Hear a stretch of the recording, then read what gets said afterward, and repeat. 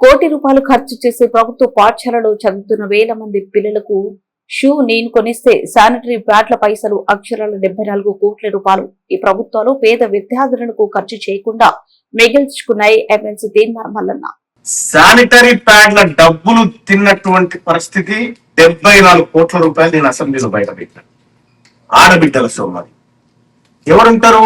మొన్న నేను ఆలయం నియోజకవర్గంలో నా బిడ్డ షూ చేసుకునే పరిస్థితి కూడా ఉండదు. దాని సంతోషం అంతా మిగతా పిల్లల్లో చూసుకోవాలని కోటి రూపాయలు ఖర్చు పెట్టి ప్రతి గవర్నమెంట్ స్కూల్ పిల్లకి బాటా షూస్ కొనిచ్చినట్టు. నేను బాటా షూస్ వస్తున్నటువంటి క్రమంలో నేను అడిగిన పేర్లు అడిగితే మొత్తం 25,000 మంది స్టూడెంట్స్ లో 4 పిల్లలు రిటర్న్ గవర్నమెంట్.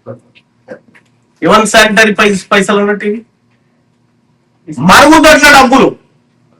మరుగుదొడ్ల డబ్బులు తిన్నారు. బీసీలో కేటాయిస్తున్నటువంటి బడ్జెట్ లో అది లేదు కానీ నేను మంచిగానే తెచ్చింది ల్యాప్టాప్. మొత్తం మీకు లెక్కలని గురించి చెప్తా ఉంటుంది ఎందుకు అవసరం.